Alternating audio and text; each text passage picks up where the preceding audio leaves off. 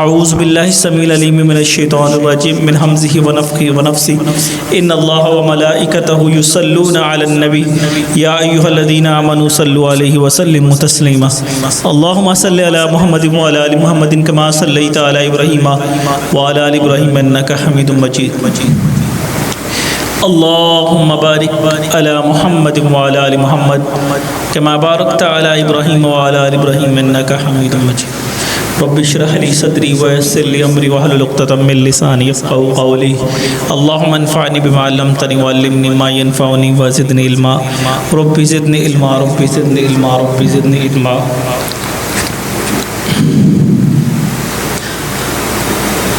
قال الله تعالى في القرآن المجيد والفرقان الحميد فكيف تتقون إن كفرتم يوما يجعل البلدان شيبا قال النبي صلى الله عليه وسلم سبعة يظلهم الله في ظله يوم لا ظل إلا ظله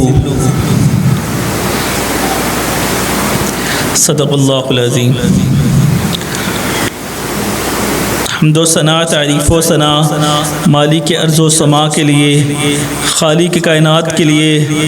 درختوں کو کلمے بنا دیا جائے، سمندروں کے پانی کو سیاہی بنا دیا جائے اور اللہ تعالیٰ کے کلمات کو لکھنے شروع کر دیا جائے تو اللہ تعالیٰ کے کلمات کی تعداد اتنی زیادہ ہے کہ مکمل نہیں ہو سکتی۔ ہر قسم کی حمد و ثنا مالک ارض و سما کے لیے۔ لا تعداد درود و سلام میرے اور آپ کے پیارے پیغمبر ہادی برحق رحمت عالم سید الکونین جناب محمد رسول اللہ صلی اللہ علیہ وآلہ وسلم کی ذات اقدس اور مطہر پر۔ بارش کے قطرات سے بڑھ کر، سورج کی کرنوں سے بڑھ کر، ریت کے ذرات سے بڑھ کر، لاکھوں کروڑوں اربوں خربوں سے بڑھ کر میرے اور آپ کے پیارے پیغمبر پر درود و سلام۔ وشاب نشأ بعبادۃ اللہ کا انشاءاللہ ذکر ہوگا، اور آج بالخصوص نوجوانوں کے لیے بھی اسپیشلی نوجوانوں کو انشاءاللہ خطاب کیا جائے گا۔ تو ماشاءاللہ نوجوان سارے ٹیک لگا کے بیٹھے ہوئے ہیں، تو اپنے ٹیکوں کو ختم کیجئے اور ذرا آگے آجئے، بسم اللہ کا قریب ہوں، نوجوانوں کو قریب کرنا چاہیے۔ آج ہماری جو والدین کہہ لیں،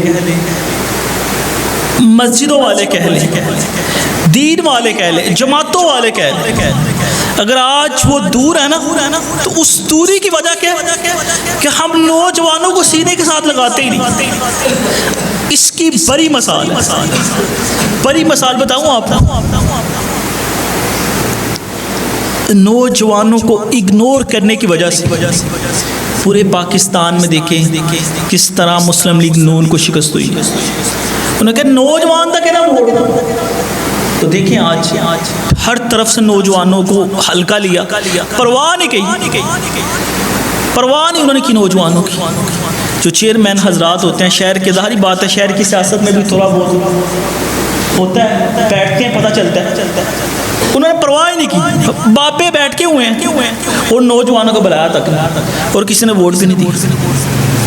دیکھیں نا جیتا الیکشن ہار گئے، نوجوانوں کی پرواہ نہیں۔ اگر آج ہم نوجوانوں کو ساتھ نہ لگائیں گے تو واللہ ہم نہیں چل سکتے۔ ہم نوجوانوں کو اپنا دوست نہیں بناتے، ان سے کام ہی نہیں لیتے نوجوانوں کو، حالانکہ نوجوان کتنی ویلیو، سرمایہ ہے، سرمایہ جماعتوں کا سرمایہ نوجوان۔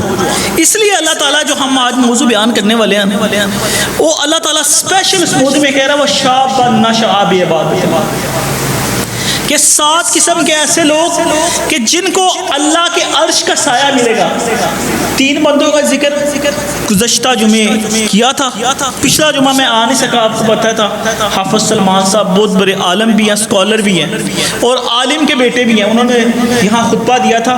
مجھے عیدگاہ مسجد جو ہماری مرکزی عیدگاہ وہاں جمعہ پڑھانا پڑ گیا تھا، کیونکہ ہمارے امیر محترم جو ساجد میر صاحب ہیں وہ کہیں گئے تھے، تو پھر ان کی جگہ میں پھر اللہ تعالیٰ جب وہ جاتے جاتے ہیں تو جو عیدگاہ مسجد ہماری مرکزی مسجد ہے وہ پڑھاتے ہیں اندر والی مسجد میں، اپنے گھر والی مسجد، لیکن پھر ان کی جگہ میں وہ عیدگاہ کے خطیب پڑھاتے ہیں، تو پھر عیدگاہ میں کبھی کبھار موقع مل جاتا ہے، اس لیے رات کو جب مجھے پتہ چلا تو پھر میں اس وجہ سے وہاں جمعہ میں نے پڑھایا تو میں یہاں نہیں آ سکا۔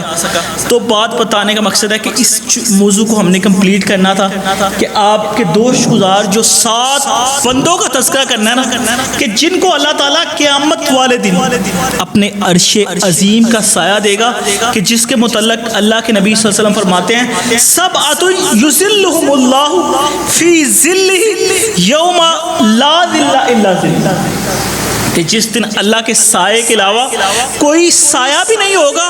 اور حدیث مبارکہ میں کیا فرمایا کہ وہ دن ایسا ہے کہ یوم یقوم الناس لرب العالمین، وہ دن ایسا ہے فکیف تتقون ان کفرتم یوم یجعل الولدان شیبا، ایسا دن اللہ قرآن میں کہتا ہے جو بچوں کو برا کر دینے والا دن، ایسا قیامت کا ہولناک دن ہوگا کہ بچوں کو ہی برا کر دے گا۔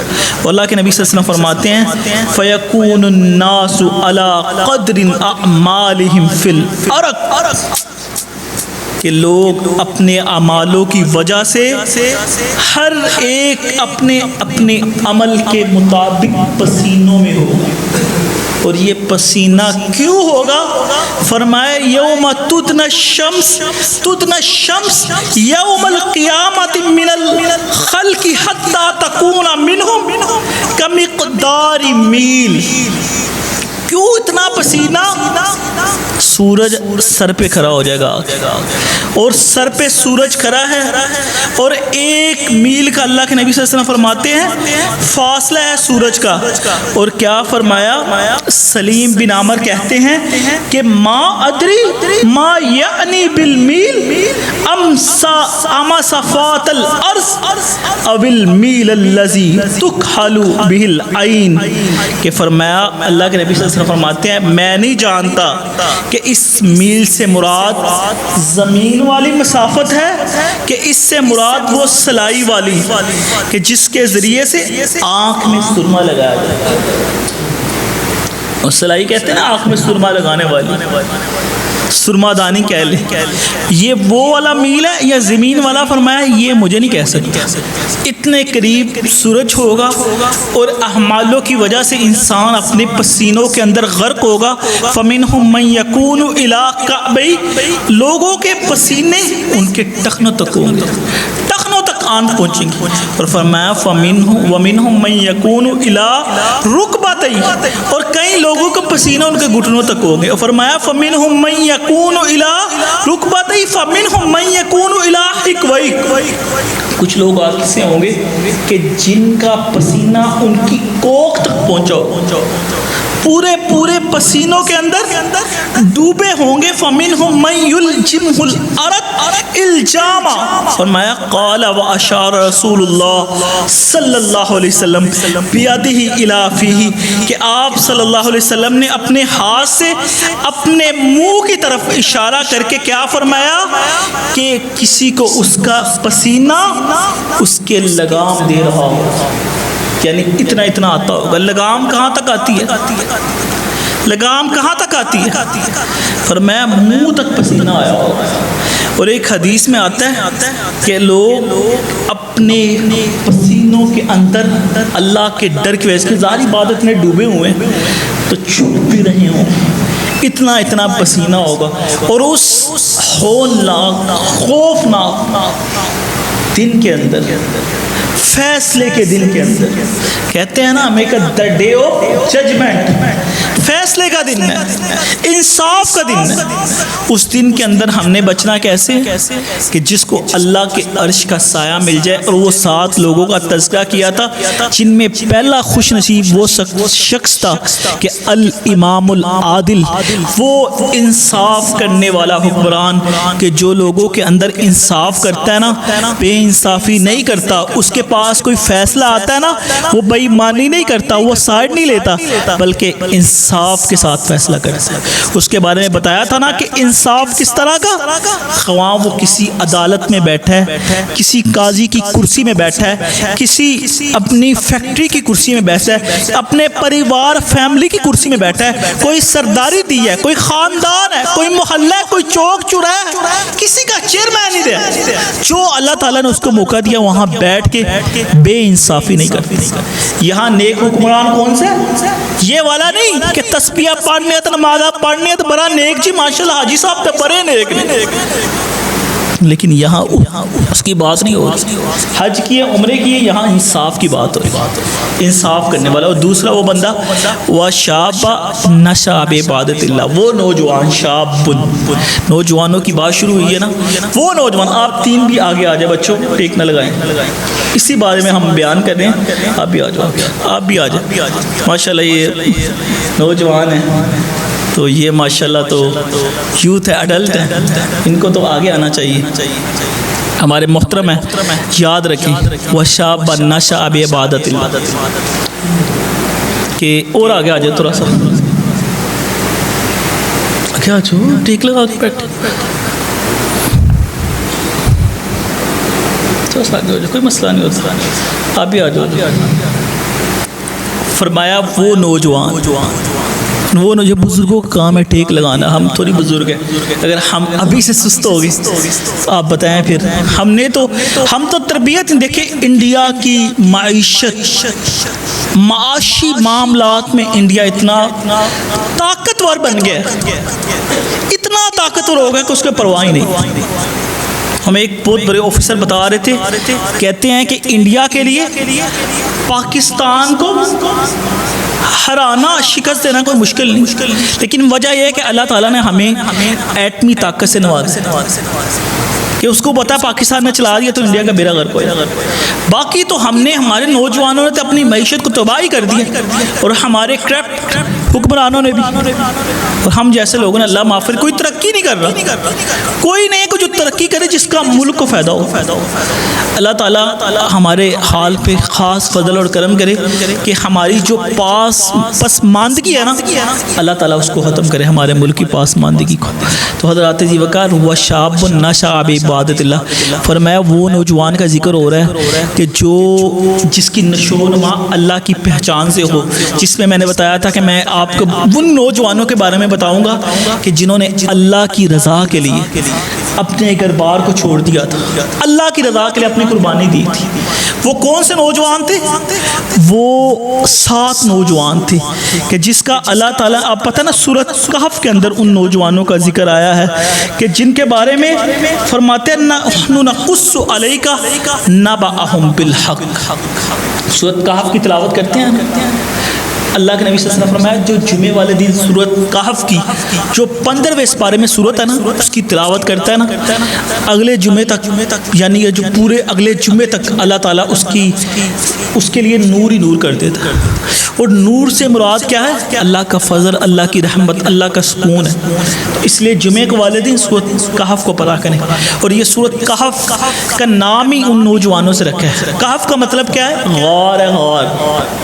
دیکھیں نوجوانوں کی بات ہو رہی ہے, غار, جس غار میں جن نوجوانوں نے اللہ کی خاطر قربانی دی نا, دی قربانی, جس غار میں گئے اللہ نے اس غار کے نام کی صورت رکھ دی.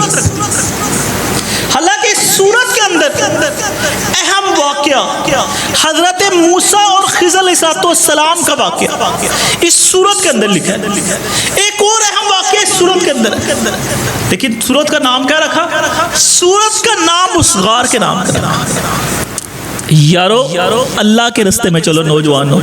اور نوجوانوں کی بات کہا کہ اللہ تعالیٰ نحن نقص علیک نبأہم بالحق, فرمایا ہم اس واقعے کو اللہ تعالیٰ قرآن میں کس انداز سے کہہ رہے ہیں, نحن نقص علیک نبأہم بالحق, ہم آپ کو ان کا صحیح واقعہ سنا. اللہ قرآن مجید میں اپنے نبی صلی اللہ علیہ وسلم سے خطاب کر کے کیا کہتا ہے کہ ہم آپ کو ان نوجوانوں کا صحیح واقعہ سناتے ہیں۔ اللہ کیا صحیح واقعہ فرمایا؟ انہم فتیۃ آمنوا بربہم وزدناہم ہدی، کہ ان لوگوں نے کیا کیا تھا، نوجوانوں نے، اللہ نے ان نوجوانوں کے جو علیحدہ علیحدہ کنبے قبیلے سے تعلق رکھتے، یہ نہیں ہے کہ اب جیسے آپ دوست ہیں سب یہاں رہتے ہیں محلے کے اندر 5-7 دوست ہیں، نہیں، ہر لڑکا کسی علیحدہ علیحدہ قبیلے سے یا کسی اور خاندان سے تعلق رکھتا ہے۔ ان کو پتا تھا کہ ہمارے علاقے کے اندر نا ایک بادشاہ تھا دقیانوس، وہ جو ظلم کرتا تھا کیا کرتا تھا کہ جابر بادشاہ تھا، لوگ اس کو خدا مانتے تھے، خدا مانتے تھے اس کو، اور وہ اللہ کو چھوڑ کے کیا کرتے، میلہ کرتے، شرک و بدعت کرتے۔ تو انہوں نے میلے کا دن تھا، اب بھی میلہ لگا تو ہم بڑے اسپیشل جاتے ہیں میلہ ویکن چلے جی، وہ بھی میلہ تھا، وہ میلے کے اندر جانے لگے، میلہ لگایا ہی شرک کے لیے جاتے ہیں۔ آج بھی آپ دیکھ لیں کسی مزار، کسی قبر یا کسی دربار جو بنائے ہوئے ہیں ان پہ ہی لگتا ہے میلہ، قبر پہ ہی لگتا ہے میلہ کہ جی اب بابے دا میلہ آنا، بابے دا عرس، ٹھیک ہے، جہاں کوئی زیادہ فیمس ہو جاتا ہے، مشہور ہو جاتا ہے، اتنے میلہ لگنا شروع ہو جاتا ہے۔ آج بھی میلہ وہاں ہی لگتا ہے نا، کوئی اسپیشل تو نہیں لگ رہا جی یہاں میلہ لگ رہا ہے کسی پارک کے اندر، پارک کے اندر تو نہ لگتا ہے ان جگہوں پہ۔ تب بھی میلے کا اہتمام یہ وہ کفار کرتے تھے، مشرکین کرتے تھے، یاد رکھیں۔ ہم میلے کے اندر جانا پسند کرتے ہیں نا، میلے کی جو ہسٹری ہے نا، ہسٹوریکل بیک گراؤنڈ کیا ہے کہ وہ لگتا ہی وہاں سے، شرک کی وجہ سے اس کی ایجاد ہوئی۔ اچھا، اب شرک کی وجہ سے ایجاد ہوئی، انہوں نے نا میلے پہ جانا تھا، 7 مختلف گھروں سے لوگ، 7 لڑکے تھے، نوجوان تھے، بڑوں کا ذکر نہیں، نوجوانوں کا ذکر ہے۔ ان کے دل کے اندر اللہ تعالیٰ نے کیسی بات پیدا کی، انہوں نے کہا کہ یہ کام نہیں ٹھیک ہے، کہ ایسے کیسے ممکن ہو سکتا ہے کہ کسی اور کی عبادت کی جائے، شرک و بدعت کیا جائے۔ اللہ نے ان کو ہدایت دینی تھی، جب اللہ تعالیٰ ہدایت دیتا نا تو پھر اللہ تعالیٰ سینے کو کھول دے، پھر بندہ شرک و بدعت کی طرف نہیں جاتا۔ جس بندے کو اللہ تعالیٰ نے اپنے ہدایت کے راستے میں لگانا ہوتا ہے نا، جس بندے کو ہدایت پر، وہ پھر سوال نہیں کرتا، پھر اس کو اپنے بابے شابے نہیں یاد آتے ہیں، پھر اس کو یہ نہیں یاد آتا وہ پھر اللہ پہ ٹرسٹ کرتا، پھر اس کو کوئی فکر نہیں ہوتا، کوئی خوف نہیں ہوتا کسی کا۔ اور انہوں نے کیا کیا، ان کو پتا تھا بادشاہ بڑا خطرناک ہے، اس کی نافرمانی کی سزا سیدھی قتل ہے۔ ان کے دل 7 کے بدلے، وہ 7 نے میلے جانے کی بجائے نا ایک درخت یا ایک جگہ پہ درخت کے نیچے اکٹھے ہو گئے۔ ان کے ساتھ ایک کتے کا بھی ذکر ہے، جسے اکثر کہتے ہیں اصحاب کہف کا کتا، وہ کتا بھی تھا، وہ بھی ساتھ آیا۔ اب دیکھیں کتے کا ذکر اللہ تعالیٰ نے قرآن کے اندر کیا ہے، کن کا کتا تھا؟ اصحاب کہف کا کتا۔ تو وہ کتا بھی سب، وہ 7 بندوں کی بات کریں تو نوجوانوں کی بات کریں گے، وہ ایک درخت کے نیچے اکٹھے ہو گئے، اسے سے نا بات کرنے میں نا ہچکچاہٹ کر رہے تھے، کہ ڈر بھی تھا، ظاہری بات ہے، اتنا بڑا پریشر، ریاست کے ساتھ سیدھا پنگا بادشاہ کے ساتھ لے رہے۔ تو پھر جب 7 نے اظہار کیا تو 7 کا جو موقف تھا نا وہ ایک ہی نکلا۔ 7 کس وجہ سے آئے ہیں؟ شرک و بدعت کو ترک کر کے آئے ہیں، اللہ کی وجہ سے، اللہ کی محبت کی وجہ سے۔ اب 7 کا موقف یہی تھا کہ یہ جو میلہ، جو طریقہ اللہ کو چھوڑ کے غیر اللہ کی عبادت کی جائے گی، شرک و بدعت اور بتوں کو پکارا جائے گا، ہم اس سے انکار کرتے ہیں، ہمارا دل نہیں مانتا۔ ان 7 نے کہا ٹھیک ہے، اب ہم یہ بات کا انہوں نے دعویٰ کر دیا اور کہا آج رات کو ہم اس بستی کو چھوڑ کے چلے جائیں۔ وہاں دیکھیں میلے کے اندر نہ جانے کی وجہ سے ان کو پتا تھا کہ بادشاہ نے ہمیں قتل کر دینا۔ اور آج بھی دیکھ لیں ہمارے معاشرے کے اندر ایسی رسم و رواجات ہوتے ہیں نا، شرک و بدعت کی رسمیں ہوتی ہیں، یا کوئی بندہ شرک و بدعت کا وہ ایسے عمل جو اللہ کے نبی صلی اللہ علیہ وسلم کے عمل کے مطابق نہیں نہ ہوتے۔ کئی ہمارے نوجوان ایسے ہوتے ہیں جو فیملی کے اندر، جن کو اللہ تعالیٰ نے، وہ کہتے ہیں کہ ہم ساری بات ہے، دکھ ہوتا ہے، افسوس ہوتا ہے فوتکیوں کے اندر، لیکن لوگ جی چلم تے 12ویں تے 11ویں، یہ اللہ کے نبی صلی اللہ علیہ وسلم کا طریقہ نہیں۔ اللہ کے رسول صلی اللہ علیہ وسلم کا کوئی طریقہ, کسی صحابی کا طریقہ ہو تو بتائیں. کوئی طریقہ نہیں. اس طرح کی رسم و رواج ہوتی ہیں اور اسپیشل کسی ایک کو ٹارگٹ کر کے مذاق بناتے ہیں اور اس کی تذلیل خاندان کے اندر کرتے ہیں, مذاق اڑاتے ہیں. کوئی ٹخنوں سے اپنے اوپر لباس کرتا ہے تو خاندانوں کے اندر, ایونٹس کے اندر ہم نے یہ سب کچھ برداشت کیا, اس کو اسپیشل نشانہ بنایا جاتا ہے دین کا, داڑھی کا, ٹخنوں کا, اسلام کا, توحید کا مذاق اڑایا جاتا ہے. تو حضرات دی وقات وہ کیا تھا, 7 لوگ ایسے ہیں, انہوں نے یہ فیصلہ کر لیا کہ آج ہم نے اس بستی کو چھوڑ دیا. اور ایسا ہی ہوا, وہ رات کو بستی کو چھوڑ کے نکل گئے. وہ نکلے اور انہوں نے جا کے ایک غار کے اندر نہ پناہ لی. اب غار کے اندر پناہ لی ہے اور وہاں جا کے سو گئے ہیں. بادشاہ کی فوج بھی لگی تھی پیچھے, بہرحال وہ اندر جا کے سو گئے. اللہ تعالیٰ کس طرح اپنے بندے کی حفاظت کرتا ہے. دشمن کی فوجیں پیچھے پری ہوں تو بندہ سکون کی نیند سوتا ہے؟ بتائیں ذرا, سکون کی نیند بندہ نہیں سوتا. اور پیچھے کون لگا, اس ریاست کا, اس اسٹیٹ کا بادشاہ لگا ہوا ہے. وہ سو گئے, جاگ کھلی ہے. پوچھا ایک سے کتنی کی دیر سوتے ہیں؟ ایک کہتا ہے آدھا دن سوتے ہیں, ایک نے کہا آدھا دن نہیں سوتے ہیں. دوسرے نے کہا نہیں ملا ہوتا, ایک دن پورا ہو چکا ہے, دن تے رات, ایک دن رات سوتے ہیں. تیجے نے بھی کہا دن تک کچھ حصہ سی, راتی تو کچھ حصہ سوتے ہیں. اس نے کہا چلو یار بھوک لگی ہے اور جا کے نا کھانا لے. ان کے پاس اس وقت کی ظاہری بات ہے جو کرنسی چلتی تھی وہ پیسے تھے. جب وہ پیسے لینے گیا نا, پیسے لے کے کھانا لینے گیا ایک شخص اپنا بیس بدل کے, اس نے نیچے اترا جب شہر کی طرف تو سب چہرے اور شہر کا منظر بالکل ہی تبدیل ہو چکا تھا. شہر کی ساری جو لک تھی نا وہ بالکل چینج ہو گئی. تو اس نے پتہ کیا, اس نے کہا یہ تو کرنسی نہیں چلتی. پھر یہ بات بادشاہ تک پہنچ گئی. اصل بات ہے جب اللہ تعالیٰ نے اپنی بات کو منظر عام پہ لے کے جانا ہوتا ہے تو پھر اللہ تعالیٰ کس طرح اس چیز کو پروموٹ, اس کو شہرت دیتا ہے. وہ بہت ہی جلد بادشاہ کے پاس بات پہنچی اور بادشاہ کو پتا چلا. تو جب انہوں نے کرنسی نکالی نا تو وہ کرنسی 309 سال پرانی تھی. 3 صدیاں گزر گئی, 3 صدیاں گزر گئیں اور وہ سوئے رہے. اور دشمن بادشاہ کے لوگ ختم, مٹ گئے, ان کی تو ہڈیاں بھی نہیں بچی ہو. 309 سال سوئے رہے.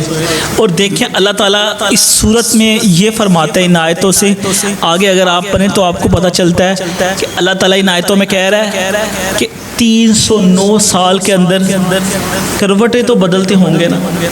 ایک دن کوئی ایک سائیڈ میں سو جائے, کیا اس کی سائیڈ میں دیکھیں, کبھی آپ چہرہ اس کے بل کوئی سوتا ہے نا تو کچھ عرصہ ایک چہرہ اس کا ساتھ لگا رہے تو اس کے منہ پہ نشان پڑ جاتا.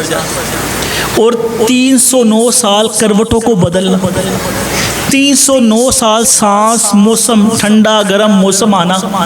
اس طرح تو بندہ ویسے ہی اس کا جو وجود ہے جل سکتا ہے, سر سکتا ہے. اللہ نے کہا ہم نے ان کی کروٹوں کو خود بدلا. اس طرح اپنے اللہ بندوں کی مدد کرے. اور باہر جو کتا تھا نا, جو اگر تفسیر میں ہم دیکھیں تو ہمیں پتہ چلتا روایات سے, وہ جو باہر کتا تھا, لوگ کتا بیٹھا رہا تو ان کو ایسے ہی لگا کہ وہ پیرا دے رہا. کوئی ڈر کے مارے کسی نے 309 سال اس غار کی طرف دیکھا ہی. تو اللہ تعالیٰ کہتے ہیں کہ یہ اللہ تعالیٰ کی نشانیوں میں سے نشانی. اور یہ جو واقعہ یہ کن کے ساتھ ہوا, وہ نوجوان کہ جن نوجوانوں نے اللہ کی وجہ سے, اللہ کی محبت کی وجہ سے, اللہ کے ڈر کی وجہ سے, اللہ سے محبت اور ڈر کی وجہ سے کیا کیا, اپنی بستی کو, اپنے لوگوں کو, اپنی فیملی کو کیا کیا, چھوڑ دی. ہم کتنا، کیونکہ نوجوان جوانی ایسا مرحلہ ہے کہ اس میں انسان کہتا ہے حضرت ساری جوانی ہے نا، ابھی تو شاب ہے نا، شباب میں انسان گم رہا ہے. جس طرح اللہ نے اس حدیث میں اللہ کے نبی نے فرمایا شاب، نوجوانوں کی بات کی تو شابہ کی بات ہے. ہم کہتے ہیں جوانی تو ہماری عروج پہ ہے نا، ابھی کافی عرصہ پڑا ہوا ہے، ابھی بڑا عرصہ ہے، تو ہم خود توبہ کر لیں. اور کئی جوانی موتیں بھی تو آپ نے دیکھی ہے نا کہ نوجوان دنیا سے چلے جاتے ہیں، ان کی موت آ جاتی ہے، پتہ بھی نہیں چلتا. ہمیں کیا پتہ کہ ہمیں ابھی ہماری موت آ جائے، یا ہمیں کیا پتہ کہ ہماری کب موت آئے. کوئی نوجوان یہ بھی نہیں کہہ سکتا. اللہ سب کے بچوں کو، سب نوجوانوں کو لمبی عمر دے، سے تو ایمان والی. لیکن اللہ کہتا ہے ایک نوجوان ہے نا، وہ جوانی کے اندر ہے، وہ کہتا ہے کہ خیر میں اپنی پھر بیاہ شاہ ہوں گے، بچے ہوں گے، پیسے شیسے کما کے پھر توبہ کر لے گا. اللہ اسے اتنا موقع دے دے کہ اللہ نے اس کی عمر زیادہ لکھی ہو. لیکن اللہ کو عبادت بھلا کون سی پسند ہے؟ جو اس نے اپنی جوانی میں کی. جو جوانی میں نوجوان اللہ کی عبادت کرتا ہے نا، اللہ کو وہ عبادت بہت پسند ہے. یہاں دوست آتے ہیں، کہتے ہیں نا کہ بڑھاپے میں بیریا بھی توبہ کر لیتا ہے. بڑھاپے کے وقت وہ بھی توبہ کر لیتا ہے بیریا. اب دیکھیں بزرگ بھی آتے ہیں، جمعے کے لیے آتے ہیں، تراویح بھی گزری رمضان کے اندر، وہاں بھی آتے ہیں. بزرگ آتے ہیں کہ نہیں، اللہ کی عبادت کرتے ہیں. اللہ خوش ہوتا ہے عبادت کرنے سے. اللہ اتنا خوش ہوتا ہے کہ اللہ تعالیٰ سفید داڑھی والا جو اللہ کے آگے ہاتھ اٹھاتا ہے نا، اللہ اس کے ہاتھ کو خالی موڑتے ہوئے اللہ کہتا ہے مجھے شرم آتی ہے. سفید داڑھیوں والوں کی اللہ قدر کرتا ہے. اور وہ نوجوان ساتھ بیٹھا ہوا ہے، اللہ کی عبادت کر رہا ہے، ایک ہی صف کے اندر نوجوان اور بزرگ ہے. اللہ کہتا ہے مجھے نوجوانی کی جو عبادت ہے اللہ کو بڑی پسند. نوجوانوں، اللہ کے آگے آپ کا جمعہ پڑھنا، آپ کی نماز پڑھنا، آپ کا قرآن مجید کی تلاوت کرنا، آپ کا برائیوں سے بچنا، بے حیائیوں سے بچنا، نیک کام کرنا، آپ کا سنت رسول کو رکھنا، آپ کا اچھے کام کرنا اللہ تعالیٰ کو سب سے زیادہ ہے. اور اسی لیے تو اللہ تعالیٰ نے یہ نہیں کہا کہ ایک بڈھے بندے کو سایہ ملے گا. فرمایا نہیں، وہ نوجوان کہ جو جوانی میں اللہ تعالیٰ کی عبادت کرتا ہے نا، اللہ اس کو اپنے عرش کے نیچے کر دے گا. کہ جتنا مرضیاں ہولناک اور خوفناک دن ہو، 50,000 سال کا دن ہو، فرمایا اس بندے کو نہ آگ چھو سکتی ہے، نہ کوئی اس کو پنجابی چاہتے نہ تتیوا لگ سکتی. اے نوجوان وہ اللہ نے سیڈے کر لینا قیامت علیہ اپنے عرش تے تھلے کر کیا نوجوان کہ جرا جوانی دے وچ اللہ دی عبادت کرتا ہے. جوانی ایسی ہے کہ اس میں کبھی اللہ کی یاد سے غافل نہ ہو. کیوں جوانی میں بندہ کہتا ہے میں بہت کچھ کر سکتا، لیکن اس وقت اپنے آپ کو جو کنٹرول کر لیتا ہے نا، اللہ تعالیٰ اس پہ راضی ہو جاتا ہے. اللہ اس پہ اپنا خاص فضل کر دیتا، اپنی رحمت کر دیتا. تو اللہ ہمیں، اللہ تعالیٰ ہماری جوانیوں کو، اللہ ہمارے نوجوانوں کو، اللہ تعالیٰ ہم سب کو اپنی جوانی اپنے دین کے لیے وقف کرنے کی توفیق عطا. ہمیں جوانی کے اندر اللہ تعالیٰ سے زیادہ اللہ کی عبادت کرنے والا بنا. اور اس کے بعد جو بندے کا بتایا تھا کہ جو وہ لوگ وَرَجُلٌ قَلْبُهُ مُعَلَّقٌ فِي الْمَسَاجِدِ کہ جن کے دل اللہ کی مسجدوں کے ساتھ لٹکے ہیں نا، جو مسجدوں سے محبت کرتے ہیں، اس کا مطلب ہے وہ اللہ تعالیٰ کے نزدیک ہوں گے، اتنے نزدیک ہوں گے کہ قیامت والے دن اللہ تعالیٰ انہیں اپنے عرش عظیم کا سایہ دے گا. اور چوتھا وہ بندہ ہوگا جس کا ذکر کرنا ہے، وہ نوجوان فرمایا کہ وہ جو دو بندے اللہ کی رضا کے لیے ایک دوسرے سے محبت کرتے ہیں، پیار کرتے ہیں ایک دوسرے سے. وَرَجُلٌ تَحَابَّ فِي اللَّهِ اجْتَمَعَ عَلَيْهِ وَتَفَرَّقَ عَلَيْهِ کہ ان کی محبت کس لیے ہوتی ہے؟ اللہ کی رضا کے لیے ایک دوسرے سے محبت کرتے ہیں، پیار کرتے ہیں. وَرَجُلَانِ تَحَابَّ فِي اللَّهِ ایسے نوجوان کہ جن کی محبت اللہ کی رضا کے لیے اجتماع علیہ وتفرق اگر ملتے ہیں نا تو اللہ کی رضا کے لیے ملتی ہے. اگر ایک دوسرے کے اندر ان کے جدائی ہوتی ہے نا، وہ اللہ کی رضا کے لیے ہوتی ہے. اب دیکھیں ہماری یاری، ہماری کیسی ہماری دوستی ہیں، بتائیں کیا ہماری اللہ کی رضا کے لیے دوستی ہے؟ کیا ہم اللہ کی رضا کے لیے کسی سے محبت کرتے ہیں؟ بتائیں. ہماری محبت کس لیے ہوتی ہے؟ ہماری محبت ہوتی ہے مطلب کے لیے محبت ہوتی ہے. ہم نے کبھی اللہ کی رضا کے لیے کسی سے محبت نہیں. تو سیدھا تصور بھی نہ پیدا کرو کہ آج کوئی کسی نے اللہ کی رضا کر کے محبت کرتا ہے. اور فرمایا اللہ کی رضا کے لیے محبت کرنے والے بندوں کا ذکر ہے. اور حدیث مبارکہ کے اندر اللہ کے نبی صلی اللہ علیہ وآلہ وسلم فرماتے ہیں کہ ایک بندہ دوسری بستی میں جا رہا تھا. اللہ نے فرشتوں کو کہا پوچھو ذرا یہ کیا کام کرنے کے لیے اس بستی میں جا رہا ہے. تو فرشتوں نے جب پوچھا نا تو اس نے کہا کہ میں ایک بندے سے اللہ کی رضا کے لیے محبت کرتا ہوں تو اس لیے میں اس کو ملنے کے لیے جا رہا ہوں. اور میں اس کو کہہ دوں کہ جتنی محبت اس سے کرتا ہے نا جس سے وہ اللہ کے لیے محبت کرتا ہے میں اللہ بھی اس سے اتنی محبت کرتا ہوں. یہ اللہ کی رضا کے لیے محبت ہے. آج جائیں آپ کسی کے پاس تو چلے جائیں. زیادہ قریب مثال میں اپنی دیتا ہوں نا, مثال کے طور پہ ایک مولوی کی مثال دیتا ہوں. جائیں ذرا کسی کو کہیں کہ ہم آپ سے پیر صاحب کو ہونے جا رہے ہیں, کیونکہ ہمیں شوق ہے نا ان کاموں کا. ہمیں شوق ہے کہ نہیں ہمیں اللہ سے نہیں ہم جاتے, ہمیں شوق ہے بیعت کرنے کا, ہمیں شوق ہے پیروں پہ پاؤں پہ پیروں پہ بیٹھنے کا. وجہ یہ ہمیں شوق ہے اس لیے یہ مثال دی جاتی ہے. ہمیں شوق ہے کہ ہم سیاسی لیڈروں کے قدموں میں جا کے بیٹھ تو اس لیے مثال بھی تو وہی دینی چاہیے. کبھی جا کے کہیں کسی کو کہ میں آپ سے اللہ کی رضا کے لیے محبت کرتا ہوں. کوئی کرے گا آپ سے محبت؟ اگر کسی مولوی کے ساتھ کسی پیر کے ساتھ آپ رشتہ جوڑیں گے تو وہ دیکھے گا کہ یہ بندہ کیا کرتا ہے, حساب لگائے گا کہ بندہ کنے جوگا. وہ پھر آپ کو اس حساب سے آپ سے کام لے گا کنہ کا امیر ہے کی ملنا کی نہیں ملنا. اگر تسی ایہی کوئی قیمتی گفٹ لے کے جاؤ گے, قیمتی چیز جا کے دو گے, اس حساب سے معاف کرو گے, کیونکہ اللہ کی رضا نہیں نا. اگر اللہ کی رضا ہوتی تو لوگ ایک دوسرے سے محبت اور پیار کرتے. اور جو بندہ نا اب یہ دیکھیں لنک ہونے لگا ہے, یہ جو پہلے میں نے بیان کیا ہے ابھی جو بیان کر رہا ہوں, اور اس کے بعد جو تیسرا بندہ ہے نا اب ان کا ایک حدیث کے ساتھ لنک کیسے جڑنے لگا ہے. اختصار کو ملحوظ خاطر رکھتے میں نے اپنی بات کو بھی ختم کرنا ہے. میں کیسے لنک ہوتا ہے, دیکھیں لنک کیسے جڑا ہے ان لوگوں کا جو اللہ کی رضا کے لیے محبت کرتے ہیں. فرمایا کہ اللہ کی رضا کے لیے محبت کرنے والے کی نا اللہ سے ڈرنے والے اور اللہ کی رضا سے محبت کرنے والوں کی اللہ دعا کو رد نہیں کرتا. اللہ تعالیٰ ان کی دعاؤں کو قبول کرتا ہے. جو بندہ کسی سے محبت کرتا ہے اللہ کی رضا کے لیے.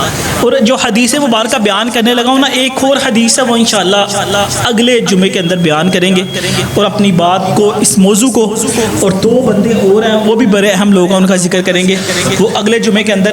اب یہ حدیث سنیں اللہ کی رضا کے لیے محبت والی. اللہ کے نبی صلی اللہ علیہ وسلم فرماتے ہیں کہ ہم آج دیکھتے ہیں نا کہ ہمیں سکون نہیں ملتا, ہم قرآن نماز میں ہمیں لذت نہیں محسوس ہوتی, مزہ نہیں آتا.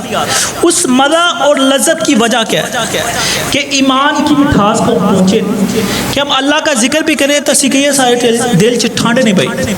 اسی ہینڈ فری لا کے جنی دیر تک لوکی گانا نہ سن دے وہ کہتے ہیں یار سانو گانے کا مزہ آتا ہے. گڈیاں چ جاندے پے نے, ٹریفک جا رہے نے, گانے لگائے ہوئے, قوالیاں لگائی ہوئی. اللہ کا قرآن سنتے ہیں سکون ہی نہیں ملتا. قرآن میں مسجدوں کے اندر قرآن مجید سنایا گیا رمضان کے اندر, لوگ کھڑے نہیں ہو سکے, سکون ہی نہیں ملا, قرآن کو سنا تک نہیں. ابھی قرآن کی تلاوت ہے کتنے لوگ سن سکتے ہیں. اللہ کے نبی صلی اللہ علیہ وسلم نے اس کی وجہ بھی بتا دی.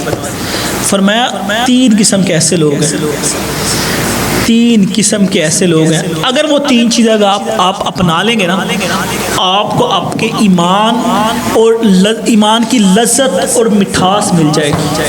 وہ 3 چیزیں کون سی ہیں؟ ان یکون اللہ ورسولہ احب الیہ مما سواہ. اللہ اور اللہ کے رسول کے ساتھ نا سب سے زیادہ محبت. سب سے زیادہ محبت کس کے ساتھ؟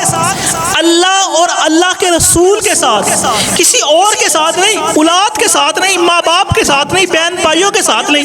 یا جو ہم نے نئی محبتیں بنا دی ہے نا کہ ہمیں بڑا محبت ہے اور عشق کا جنون ہے, ایسی کوئی محبت نہیں. فرمایا وہ محبت ان یکون اللہ ورسولہ احب الیہ مما سواہما, جو اللہ اور اللہ کے کے رسول کے ساتھ سب سے زیادہ محبت ہو، سب سے زیادہ محبت اللہ اور اللہ کے رسول کے ساتھ، ان لوگوں کو کیا ملے گا؟